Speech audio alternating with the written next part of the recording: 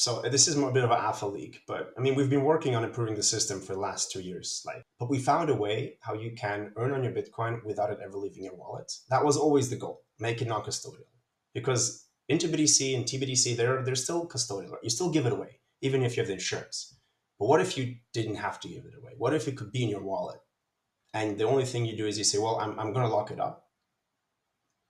And then suddenly you start earning yield. And we came up with a way how this could actually work. This will be a product for people who maybe are not as familiar with DeFi, but they have Bitcoin in their wallet. They already know that, well, if you want to keep it long term, you better put it somewhere like off chain, or so on, like off exchanges. If you're trading actively, exchanges are perfect. If you're not, well, better keep custody.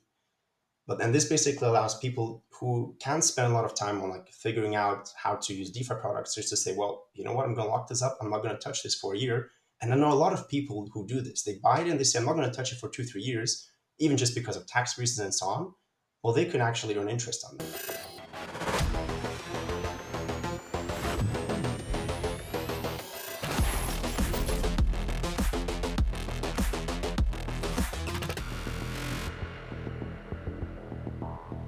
Hi there, and welcome to the Parachain Auctions podcast hosted by Kraken. I'm Brian Hoffman, Crypto Platform Product Lead, and I'm glad you could join me out here on the cutting edge of crypto technologies. On this show, you'll hear from leaders and innovators around the world building parachains on Polkadot and Kusama. Tune in for insights from the best and brightest about their new projects. Whether this is the first you've heard of parachains or you're a DeFi aficionado, come with us behind the scenes as we explore the technology of the future today. And today we have with us Alexei Zamyatin, the co-founder and CEO of Interlay. So welcome to the show, Alexei. Hi, great to be here. Thanks for having me. This is really exciting. I actually got a chance last week to be on a panel where got to learn a little bit about Interlay and InterBTC. So great to have you on the show and be able to dive in a little bit deeper than we could with the panel. So excited. First thing we like to do on the podcast is, before we jump into the project, is get to know you and the team a little bit better. So maybe you could explain to us, like, how did you get involved with crypto and Interlay, and how did the project form? Cool, absolutely. So I'm a computer scientist by trade. And during my bachelor's, actually, I was looking into, well, what do I do a bachelor thesis on? I bumped into Tor and then somehow learn about Silk Road. And that's why I got started on Bitcoin, actually, and focused then on merge mining, decentralized mining pools, layer one scaling. And I've been doing this basically in research mode since 2015. And then in 2017, I decided to focus my PhD thesis on cross-chain communication. And that's where I met Dominic. So we were the two first PhDs in Imperial College's cryptocurrency lab, huge office, only two people. And essentially, you kind of was just kind of started bouncing ideas. Well, okay, what projects could we work on? And essentially, after some time, we kind of thought, well, how do we get Bitcoin more useful? And one idea was, well, let's actually bring it to Ethereum and other blockchains. And essentially, that's where the idea was born. I focus more on the low-level protocol research. Dominic focuses on game theory, stablecoin designs. They actually, for example, discovered an issue maker DAO. And together, essentially, we came up with this protocol that is called Xclaim. And it allows us to move Bitcoin and other assets to blockchains such as Polkadot, Ethereum in a trustless manner. And this was the first protocol to actually do that. Oh, no, sorry. I hate to cut you off. You started mentioning some really exciting things that I wanted to kind of jump into. So maybe we could drill down into some of these before we go forward. So your background goes pretty far back. I mean, it sounds like you guys have some OG credentials in terms of the current crypto market, 2015, 2014, around then. And it's also interesting to hear that you guys have like a pretty substantial educational background in this area. I remember back when I was working on Open Bazaar, you mentioned Silk Road. So Open Bazaar came to my mind, and we were trying to work on a lot of these ideas around Bitcoin as well. And it's funny, but a lot of the developers, I think, now don't even have that frame of mind where it's like, oh, Bitcoin first, how do we make Bitcoin useful and move it into this new world? They just started with all of this new stuff. And so Maybe you can help me understand a little bit more, like what made you think about kind of wandering away from just focusing on Bitcoin? Like, why not think about layer two scaling there and side chains and kind of lightning and those things? What made you think that other, this other chain interoperability was more of like an interesting path to go? It's actually a funny story because I was working on Lightning and payment channels at the very beginning of my PhD, and then essentially kind of completely changed directions. Also, kind of together with a funder, we discussed, and actually we figured out, well, Lightning is nice, but it's very hard to use. And we have quite a few limitations in terms of scripting on Bitcoin. And it's good because it's not meant to be a smart contract platform. Bitcoin is secure and safe because it's slower, it's robust, but that's also why it's the most stable, most secure cryptocurrency out there. But if you want to experiment, you can go for side chains and so on. But in the end, what we are like the definition of side chains is very blurry. And we actually wrote an entire paper about, well, what does a side chain mean? What's cross chain communication? What's the actual underlying problem? And we realized after actually designing Exclaim that it's not possible to solve that without some form of third party. Now, the trick around that is that you make the third party incentivized to behave correctly and ensure other people against its own misbehavior. But in the end, you can't really do that on Bitcoin because you don't have the functionality to lock up collaterals and unlock it if there's an event on another blockchain. For this, you need smart contracts. So that's kind of how we got to, well, let's move it to Ethereum because apart from, of course, like having the smart contract functionality, this is also where you can experiment much more. And it's easier to write a 5 lines contract in Solidity than to work yourself through Bitcoin script. Yeah, that's an interesting critique. I mean, I know that Bitcoin has like a very limited scripting capability, but it still does have some. And Polkadot and Kusama were designed with no scripting language, down at the low level, but they've kind of built this on top of that in order to incorporate that. And it seems like a lot of the parachains are really trying to find ways that Solidity can be portable to those new parachains. I think that's a huge important part of the ecosystem for sure. So you guys came up with this Exclaim protocol, right? You said it's a Yeah. protocol, yeah. Um, how did you guys go about formalizing this? And is this something that you guys published as an educational paper, or like what was the background on that? So, I mean, we were doing research, and well, when you do a PhD, essentially what you do is you come up with ideas and then you write a paper. You essentially try to put it together in a way that it makes sense. It's also somewhat proven that it's secure. You can use all sorts of formal frameworks. We went kind of the middle ground, focusing on more, okay, how does it work and arguing why it's secure. The first venue we actually sent it to, it was Scaling Bitcoin 2018, also because we just wanted to go to the conference. And later on, we kind of then decided, well, okay, let's really rewrite the paper, formalize it to the extent feasible, and we got it published at the top tier security conference SMP. Um, yeah, and basically that was kind of in the paper. Over the past 3 years, however, we went from paper to code, and in between, we actually wrote a 200-page specification, which basically tells you exactly how to build it. And we'll use this also later to then do formal verification of the code. So we really kind of focus on the security of the system and the whole process from idea, paper, spec, POC code, full implementation that is really like now robust and secure. That's a pretty substantial amount of pre-work before building out this capability.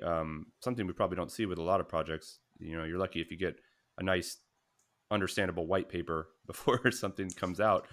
How has the Bitcoin community kind of responded to this? Have you gotten good feedback from them about what you guys are trying to do? I guess in general, it was good feedback, which was sometimes even surprising. So I also told people about this at like rather Bitcoin core conferences, like Breaking Bitcoin, Building Bitcoin, and so on. People there were like, "Well, you got to do what you got to do. You want to experiment, go ahead."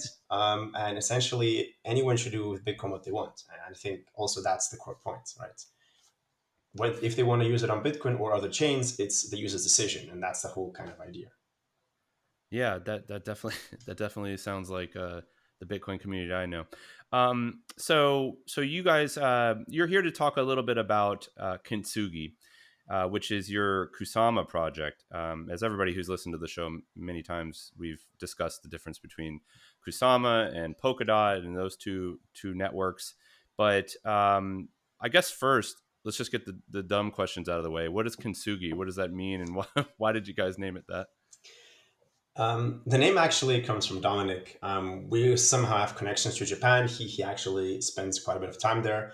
And the idea was, well, we need to come up with a name fast, also because auctions were happening, and something that fits well with Kusama's chaotic branding. And the Kintsugi name, that, well, it comes from the Japanese tradition of fixing pottery with gold, right? And the kind of idea behind it is that you embrace the imperfect.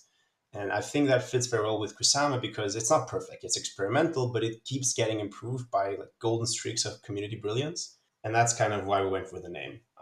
Also, of course, a bit, just spontaneous, but we actually like it quite a lot. And it allows us to do a lot of cool arts and kind of branding around it. Yeah, it's interesting because it stands out against Inter BTC, which seems to be pretty like straightforward as to what it is, considering you guys are Interlay and you're working with Bitcoin. Um, we haven't even really discussed what exactly are you guys trying to accomplish with the Parachain. What does it do? You mentioned kind of like looking at MakerDAO and finding kind of weaknesses in that, and I know that you guys are doing some things that are similar to this around multi-collateral pools, but maybe you could just give us like a nice synopsis of like what you guys are trying to accomplish. So I guess if we start at the very high level, Interlay as a company, our vision is that in a few years' time, users won't care actually on which blockchain they're operating. They'll just care about the DApp. Just like today, we don't care about what protocol the bank uses in the background.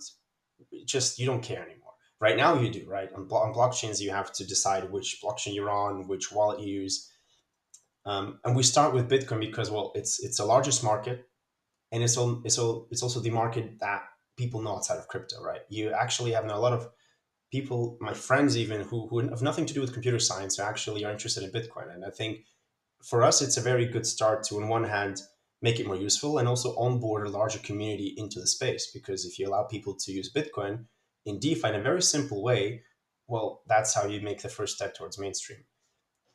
So our goal, however, is to make sure that it's decentralized and trustless. We've dedicated our PhDs to that research and basically want to make sure that we also build it that way. So what we create is a Bitcoin-backed asset. So it's Bitcoin on any blockchain. And you can imagine it, for those who are not familiar with WBTC, for example, the centralized version, it's like, imagine you want to sell a barrel of oil on the market. You can't really take the barrel and go to the market with it. What you typically do is you go to someone who stores it. They give you a certificate, and the certificate you can trade in, and the person who gets it in the end can go back and trade it in for the barrel. And that's the same thing we do with Bitcoin, right? Bitcoin is on the Bitcoin blockchain. It doesn't have smart contracts. You can make payments with it, but that's about it. So compared to Ethereum, it's not as handy. So what we do is basically we allow you to lock up your Bitcoin on the Bitcoin chain, and you get a certificate on Polkadot or Ethereum. Now, this certificate guarantees that you can get your Bitcoin back, and whoever you give it to will also be able to redeem it for that. That's how it gets its value. But with this certificate, and it's fully fungible and it's well integrated with the entire DeFi ecosystem, you have much more flexibility of what you can actually do. Now, the trick is, of course, we don't want to trust a single bank because that would be centralized. So, what our protocol does, it allows anyone to become the bank. So, any user, even yourself, can become one of these so called vaults. Vaults hold Bitcoin locked on the Bitcoin blockchain and return it to users who basically redeem Bitcoin for the wrapped asset, the certificate. Now, the challenge here is, well, if anybody can become a vault, that's great. It's decentralized, but they could just steal it, right? They just could run away with the BTC. That's a problem. So what we do is we say, well, if you want to become a vault, you have to lock up collateral on, let's say, Polkadot. And this collateral has always to be more than the value of BTC that you receive from users. And this collateral is used then to, one, incentivize you to behave correctly, and two, if you do misbehave, the system takes away the collateral and reimburses the victims. And it's built such that the victims, the users who potentially lost their Bitcoin if vaults misbehaved, they are reimbursed at 110% rate. So they actually make a profit. And essentially, this combines protocols and game theory, and it's quite similar to how MakerDAO works because we allow different collaterals. It's some system where governance decides which assets can be listed, different ceilings to stabilize the exchange rates. And in the end, what you get as a user, you always know that you can get your Bitcoin back, or in the worst case scenario, you'll be reimbursing collateral. In practice, if one vault misbehaves, you won't even see it as a user because the system rebalances in the background. Now, what kind of incentives do vault managers actually get for this? I mean, we kind of understand what the incentive is to not screw with anybody, but what is the positive incentive for actually running one of these? So vaults receive fees. That's one. They charge fees for providing the service when users mint and redeem in Bitcoin. So that's the first asset that they get exposure to, BTC. Number two, vaults receive rewards in the native token of the system. The system is fully decentralized. It's governed by the Kint token holders on Kintsugi and then Inter token holders later on Interlay.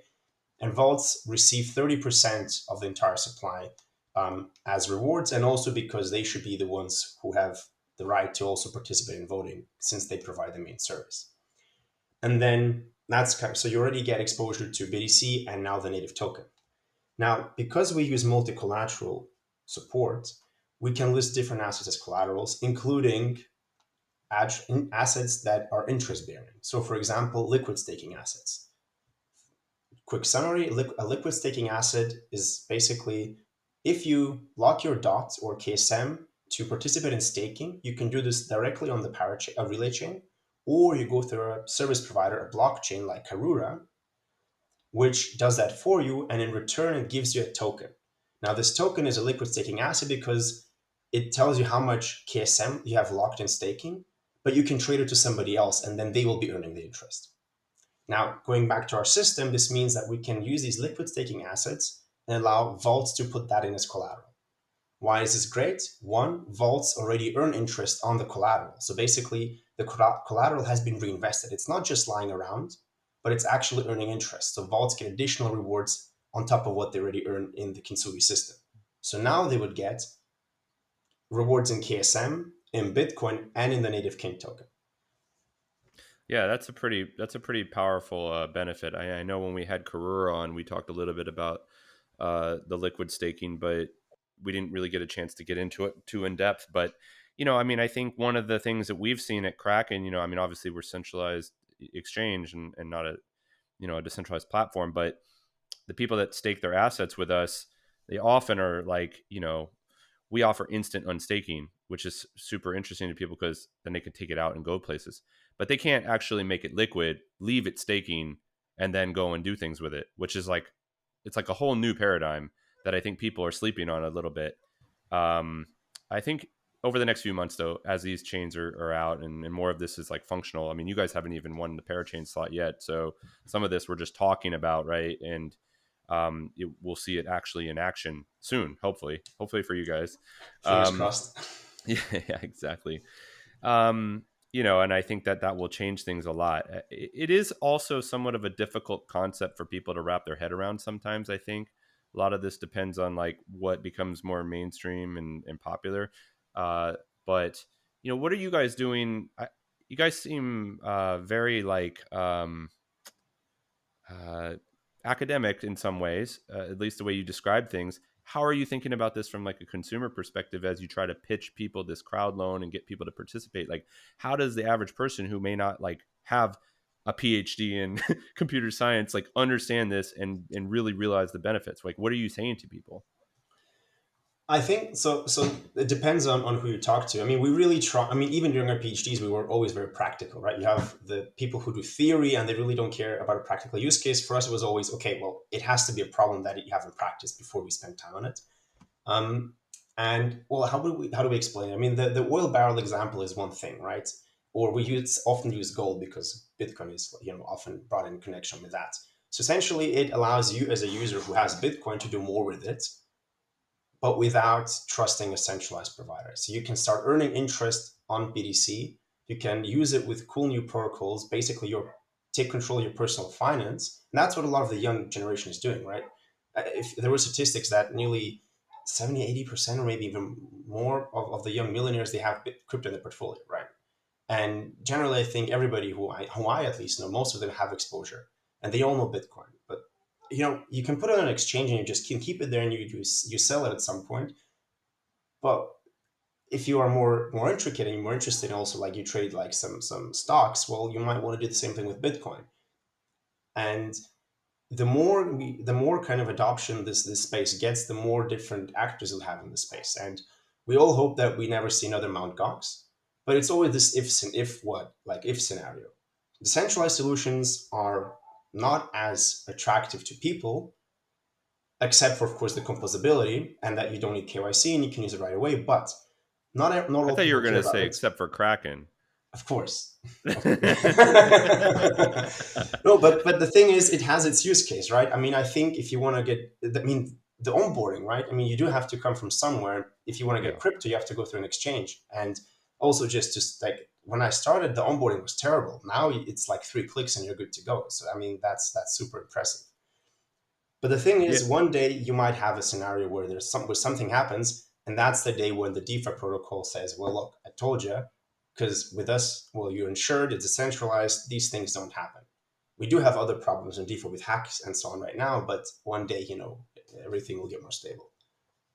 Yeah, I think that's one of the things that I think a lot of people, they try to make this like a centralized versus decentralized kind of like battle, and like what's the future to behold. I mean, I think a lot of us realize that decentralization is like coming, and we're kind of progressing very quickly towards that world. And I think the role that like businesses like Kraken serve is to like really help people realize that vision, right? It's like we're not trying to offer an alternative. We're trying to bridge these worlds and like create easy ways for people to onboard into that. And that's certainly how we look at our support of parachain auctions. But one thing you mentioned early on was that like this is really about like cross-chain communication, interoperability. So when we've talked about Bitcoin and we've talked about Polkadot, but what about other chains? I mean, I know you guys have gotten some grants. I believe the Cosmos, I don't know if it's the Cosmos Foundation or just Cosmos in general, but you've gotten some grants from there. Um, can you talk a little bit about like what other networks are you guys working with? Absolutely. So when we started actually our conversations with Cosmos back then, we first talked to them, and then Polkadot also approached us, and we went with Polkadot because they were very interested in actually focusing on the trustless nature of the bridge, and Mm-hmm. they were just faster to agree on to fund an initial project.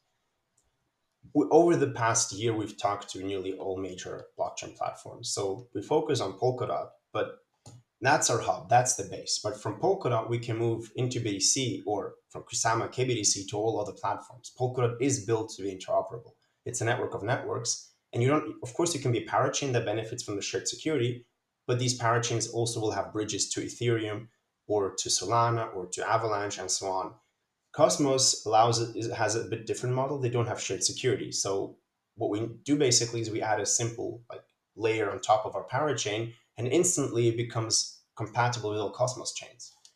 So our plan is we go live in Kusama and Polkadot, and from there we make sure that we bring into BTC to all other major DeFi platforms, starting with now Ethereum and Cosmos, and of course like Solana, Avalanche, Algorand are contenders to kind of get more attention from our side next. And I think the integrations there it's much easier to bridge, let's say, Polkadot to Cosmos or Polkadot to Solana and use that bridge to move over the BTC than to build dedicated bridges, because building like a bridge from scratch for Bitcoin is tough. It's a lot of lines of code. And that's why we kind of chose this model. I mean, long term we'll see, but right now we are based on Polkadot, but will be available essentially everywhere. So you mentioned wrapped Bitcoin earlier, and how it's like a centralized kind of model, but there's also projects like I think it's TBTC that is trying to do this in like a little bit more of a decentralized manner. Like, how would you contrast what you guys are doing to that project, if you can? So TBDC is the best that you currently have on the market. I mean, we're not live yet, so benefit of the doubt to us, but TBDC right now is the most decentralized solution that you have. How it works quite similar to our system, and there are a lot of similarities and parallels. The core difference, I believe, is twofold. One, TBTC only has Ethereum as collateral at the moment, so you're not as flexible in spreading the risk and also allowing interest-bearing assets to make it more capital efficient. And two, it's not fully decentralized.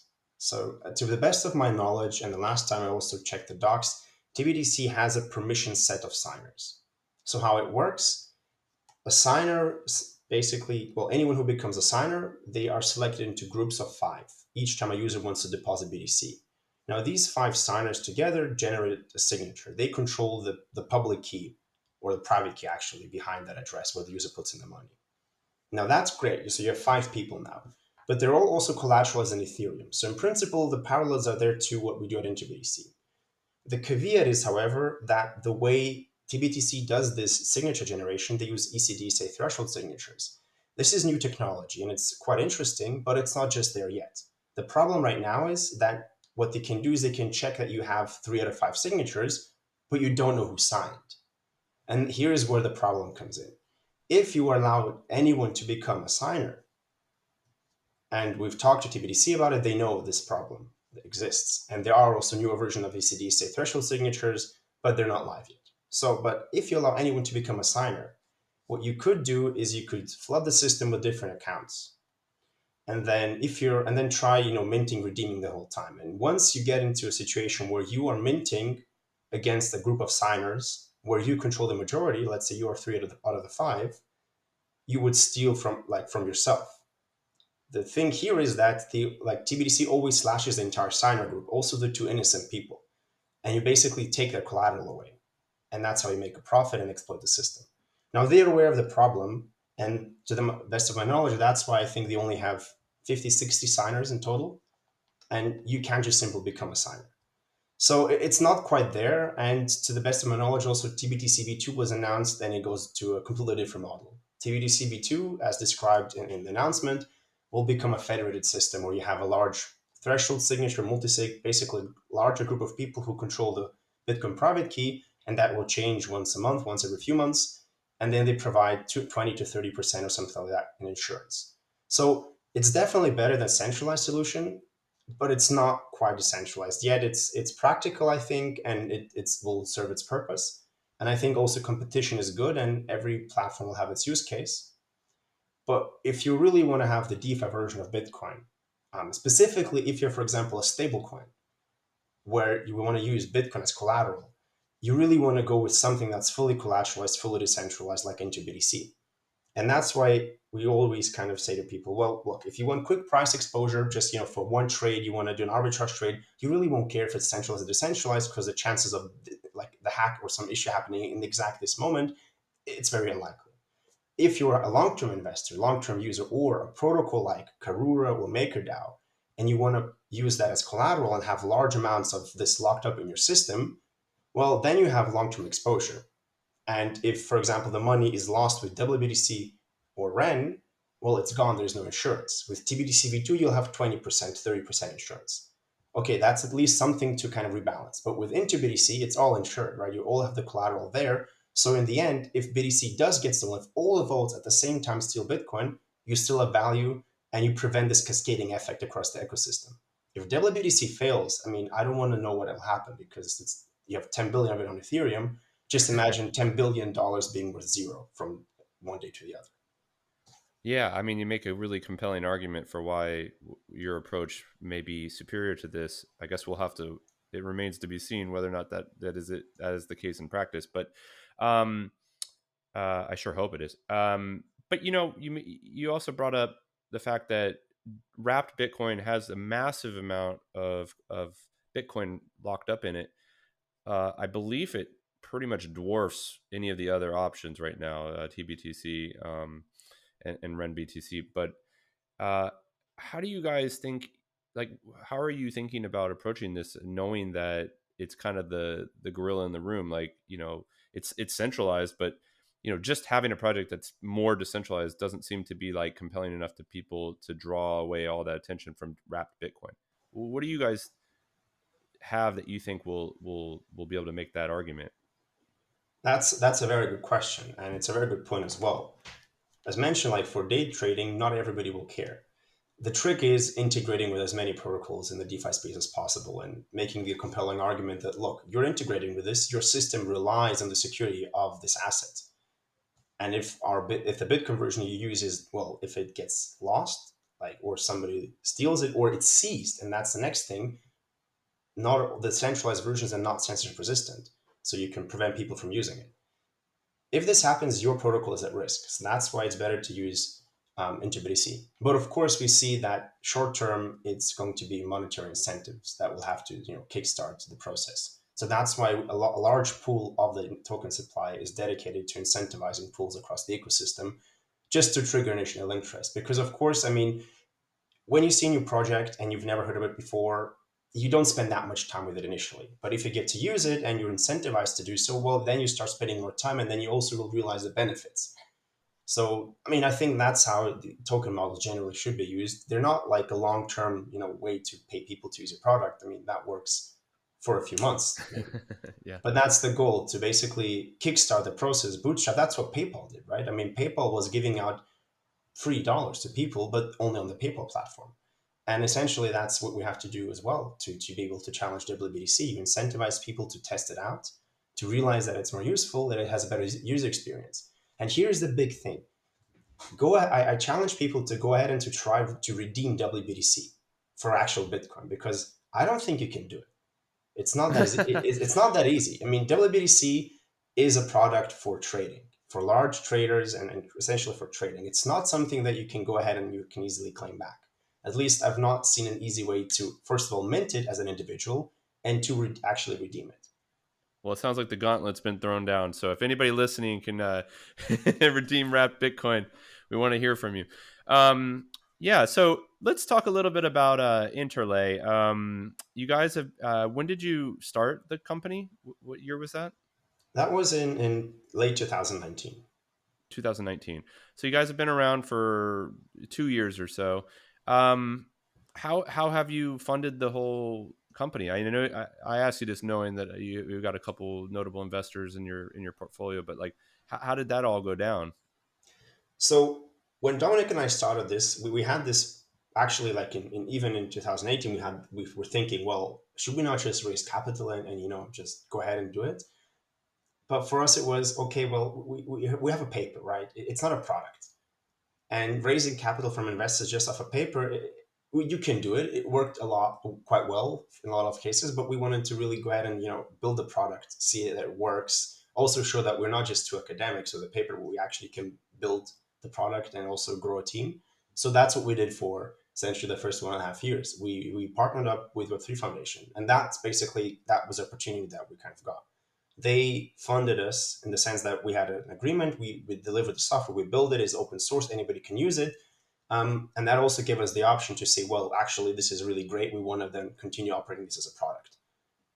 So we basically had like a small grant for the POC and specification, and then we won a larger grant for the full implementation. And it's a quite complex project. I mean, some auditors have told us it's one of the most complex that they've seen in terms of lines of code, simply because it's basically Yeah. maker DAO plus cross chain. It essentially is that.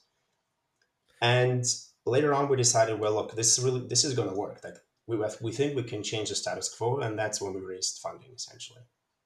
So what was it? What was appealing to the investors? What do they see as the big upside here? I mean, especially in light of the fact that I mean, I don't know if at the time you raised the money that you knew you were going to do a parachain for sure, but a lot of people are just investing through the crowd loan to get the Kint token. How do your investors look at it? I mean, do they see you guys as expanding into other areas and doing other things, or is it mostly just to help you get to where you need to go for the Polkadot and Kusama parachains? So our investors invested in Interlay when we still didn't know if we were ever going to do a token. So it took us a bit some time to basically work with people, to find people and work with people who were not just after the token and actually thought, okay, this is a good company. The product that they'll build, no matter if it's a token or not, it will work. And of course, I mean, we did end up doing a token, so in the end, everybody's happy long term. But for us, it was, I mean, of course, we wanted to raise capital to solve a problem that nobody has managed to solve before. Right? We had some, like TBDC tried it and, well, it didn't really work out, right? They're going back to the centralized version, and it remains unsolved. Like there is nobody who offers you a decentralized solution for Bitcoin. And the thing is, it's not only for Bitcoin. This works for any chain. It makes most sense for chains like Bitcoin, Dogecoin, Litecoin, Zcash, whenever where you don't have smart contracts, but they Yeah. still account for a large portion of the market. So I think it's hard for me, Maybe of course, Cardano to should start thinking about it as well. Yeah, I mean, we heard some jokes about this recently. Yeah, it would work. I mean, absolutely, it would work.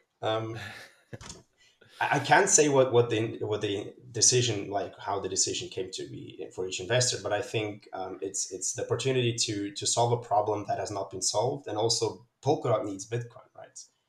If you look Yeah. at the original paper that described Polkadot, Bitcoin is like a big chapter in there. Like it says, well, interoperability, right? It's a network of blockchains, but it's supposed to be interoperable with everything. And essentially, the idea I think is also, well, yes, you have WBTC on Ethereum, but what if you were to start with a decentralized solution first, right? Because you have Hmm. WBTC has the first mover advantage. They were the first to be a maker DAO, and that's what kickstarted the growth. But what if you had a network where you started decentralized from day one? Could we actually get adoption of a decentralized product without kind of having to fight from like scratch and to basically against a giant WBTC? So I think kind of the combination of these things, I think probably played in together. Yeah, I mean, I think it's a, ever since I really heard people were starting to put money into wrapped Bitcoin and also TBTC, um, it kind of made me think like, well, a lot of people hold Bitcoin are waiting for like DeFi to come to Bitcoin, and the question's always like, why isn't DeFi come to Bitcoin? But it's like, if you have these kinds of ways to bridge between networks, it's like, well, maybe we don't really need that. Maybe Bitcoin can just be Bitcoin. And like, if something like what you guys are building is really effective and works well and is secure and safe, uh, then you're free to go and move over there and do DeFi all you want, with no like minimal risk in terms of like losing your original Bitcoin, which is awesome. I mean, I think a lot of people will do that. I mean, most Bitcoiners are probably skipping the bridge part and just going and getting Ether and just doing what they need to do, or they're getting Solana or whatever. Um, and this just makes it like a little bit more seamless, and they can stay in that Bitcoin ecosystem, and you can tap all the Bitcoin that's out there, which is great.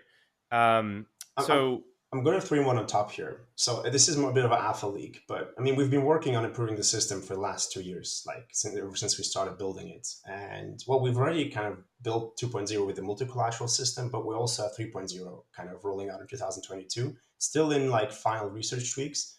But we found a way how you can earn on your Bitcoin without it ever leaving your wallet. That was always the goal, make it non-custodial. Because into BTC and TBDC, they're still custodial. Right? You still give it away even if you have the insurance. But what if you didn't have to give it away? What if it could be in your wallet? And the only thing you do is you say, well, I'm going to lock it up. And then suddenly you start earning yield. And we came up with a way how this could actually work. It's not, no, it's not for people who want to use it with, it doesn't work with like, it's not a fungible asset in a sense, right? It doesn't work with all applications out of the box. But you don't need that, right? This will be a product for people who maybe don't are not as familiar with DeFi, but they have Bitcoin in the wallet. They already know that. Well, if you want to keep it long term, you better put it somewhere like off chain, like or so on, like off exchanges. If you're trading actively, exchanges are perfect. If you're not, well, better keep custody. But then this basically allows people who can spend a lot of time on like figuring out how to use DeFi products just to say, well, you know what, I'm going to lock this up. I'm not going to touch this for a year. And I know a lot of people who do this. They buy it and they say, I'm not going to touch it for 2, 3 years, even just because of tax reasons and so on. Well, they can actually earn interest on that. And this is yeah, something I that's mean, going to that's why come. BlockFi and all these platforms are doing like really great service, earning yield for people that just want to hold on to it. But I think one of the biggest critiques of that is just like there's that huge risk, where you really want to put all your Bitcoin that you've worked hard to get into Celsius or BlockFi or wherever. If there was a way to keep it in your wallet, like you said, and still be able to take advantage of that, I think that would be huge, as long as it's easy to use. That's the thing, right? So this is still like the protocol is basically there. We're still figuring out bits, and there will be initial custom integrations. I can't say too much. I don't like doing announcements of announcement. It doesn't make sense. But this is something that's going to come in 2022. And if this works the way that we see that it's working in theory and like first POCs, I think this is going to change how people can invest Bitcoin and use it with DeFi. Yeah, I agree. Well, that's a really great look into the future. But let's get back to focusing on the now then. Since you said you don't want to project too far into the future, but it is interesting to think about what it could be. So you have parachain auctions; they're going on right now. The the first auction of the second batch went handily to Kilt. They maxed out the cap, and we just saw that once again another chain has maxed out a cap. I believe. I think was it Calamari? I believe that maxed out their cap. Um, what do you guys? How do you guys think about that? I mean, I asked Ingo from Kilt. You know, like would he have changed it? Like would he have raised his cap knowing that he hit it? Um, you know, how do you guys view like the cap itself and like your approach to that? So the thing for us was we didn't want to set a cap too high. Like I think in the first round, everybody had like 1.5 million KSM as a cap. Like nobody knew how it's going to look like. Now we got Very a optimistic. feeling for like, well, how much KSM will you need? And I think, I mean, without coordination, to be fair, I don't think like we knew from one project like that they're going to do about 200K, but nobody we didn't speak to anyone else, and I'm not sure how many people coordinated, but I think everybody has like 200, 300, something in that range as a target. Just that's the estimate of how much you will need, and in the end, why lock up more? I mean, it doesn't add value to the project if the case more KSM is locked, right? Yes, you have more people if you, that's the goal. If you have a lot of different contributions, you decentralize the kind of the initial airdrop, and you have more people involved. But whether it's 2 or 300, if it's like it doesn't make much difference, right? I think there is some kind of like optic though there around like because the ICOs and all that it's like oversubscribed, they sell out, blah blah blah. It's like I think people that are participating they see the cap max out and they're like, oh, that must be a great project. They capped out their thing, but there's sometimes more of a strategy behind it. And like you said, it's not really like the value of the chain how much you lock up. It's really just a way to like make sure that you guys have enough support to demand a slot. Um, so that's really interesting. How are you guys feeling around winning a slot? So I guess the challenge that we had was that we took our time to make sure it's stable. So we went to the Rococo testnet on West End. We really kind of tested the runtime to make sure that when it goes live, it produces blocks and is stable. I think us and Basilisk were the only two teams that did that. But we lost like 3, 4, 5 days. And of course, like that's how these auctions work. And I think everybody's going to learn for the next time. You see a few projects go live first, and people are, they can't wait to get involved. And then it snowballs. You have like 1, 2 projects taking lead. And of course, there is competition on the project side, but also on the investor side of the users, because you want to bet on the winning horse. You want to put your KSM where you think you'll get the tokens this round. And this is essentially, we see that if you're in the top five, you have an advantage over the other projects, no matter how good technically or how good the product is, simply because people, they don't have time, right, to spend that much on looking into each project. So the top five just seem a safe bet. So we have something coming that will catapult us closer, so to the kind of top kind of projects. We've also seen there's a lot of contributions from larger whales and investors. Basically, that some of our competitors already had. We are kind of still kind of preparing and basically preparing for the final sprint. So let's put it this way: right now, it's a David versus Goliath situation. Kintsugi is also a pretty new brand. It's a pretty new pretty new thing that appeared only shortly before the auctions. I think everybody's heard of Interlay, like in the bridge. The other part was I think most people thought we are going to go for common good slots.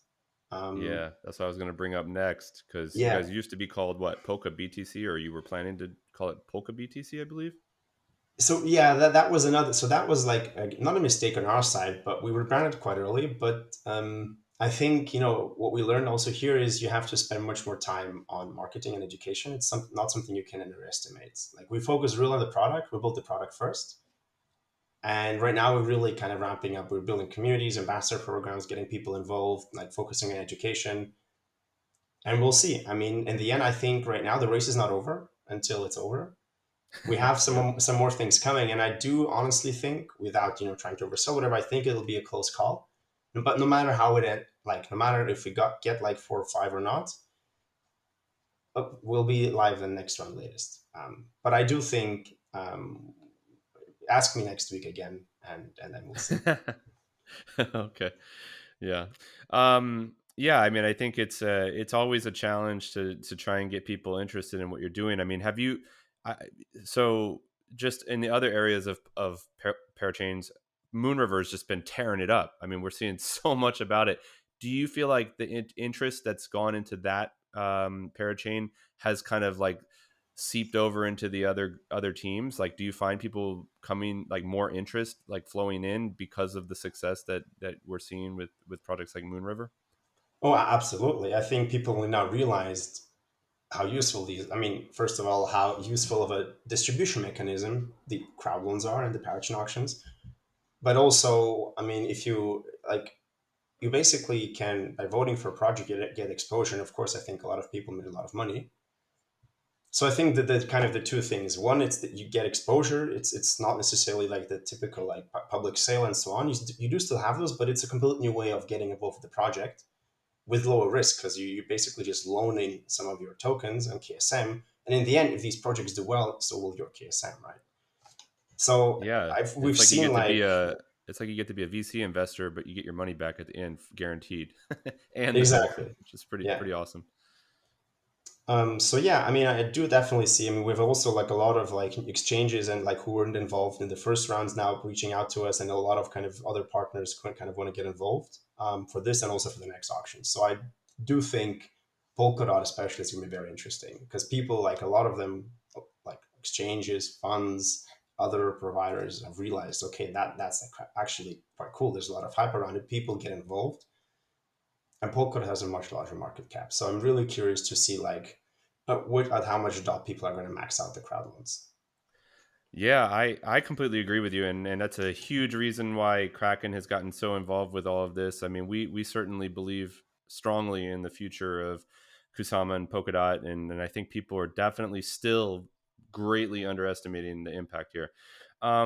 So I hope things go well for you guys over the next few weeks, or whenever you get the slot. But I have one last question for you today on the podcast. We ask all of our guests this question.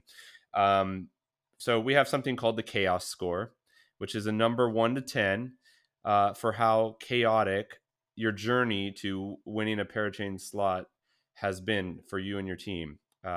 So in the past, we've heard people go low, go high, but because the slogan is expect chaos, and it sounds like you guys are very familiar with that. Um, what would you, on behalf of your team, give for a chaos score? I mean, I'd give it a solid 8 to 9. Eight And the to nine. reason being is we were a bit surprised by the announcement that it's going to be in September. We heard like we were well connected also with free priority, and you hear a lot of information from all sides coming in. And what happened is essentially Polkadot was delayed, Kusama was moved forward, and basically we're there like, oh boy, like we really have to ramp up now, and we did in 2 weeks what typically takes 2 months. Like overtime, weekends, like all this, the entire setup, um, the like finishing the token model, publishing it, telling everyone, like coordinating, getting the crowd loan ready. So it was quite chaotic, but also super exciting. I mean, everybody is like, we've been working on this for like for 1.5, 2 years. Everybody can't wait to go live. So it's really this adrenaline rush right now. Everybody's like really working super hard and doing like the job of 2, 3 people each. So right now it's a higher chaos score. I hope it pays off. But in any case, I think it's a really cool experience. And again, it's like nobody's ever done like these crowd runs. It's hard. You don't know. Like there's not much to learn from. You have the first batch, but that's still not yet fully tested out. You don't know how it's going to play out. So we'll also see like how the token distributions, which ones are better, the ones that give only 2%, the ones give 10 or 30. It's really hard to predict how it's what's going to happen. So yeah, right there in the Yeah, high end. yeah. Sorting out the tokenomics is a really big challenge for sure. Well, I really appreciate you coming on the show today to talk with us about all this, and I wish you guys the best of luck. Where can people who are listening go to find out more about the project and the upcoming or the ongoing crowd loans? So I guess the best resource is still our website, interlay.io. You have links to Kintsugi, to the docs, to the paper, to all our social media channels. From there, you can find everything about the project. So it's, yeah, interlay.io. And from there, you'll find everything else. Thanks again to our guest, Alexei. It was great learning more about Interlay and the Kusama project, Kintsugi. Make sure you like, subscribe, and review us on your favorite podcast platform. and we will be sure to bring you along as we get a backstage pass into the world of Parachain auctions. Until next time, I'm Brian Hoffman, and this has been the Parachain Auctions Podcast.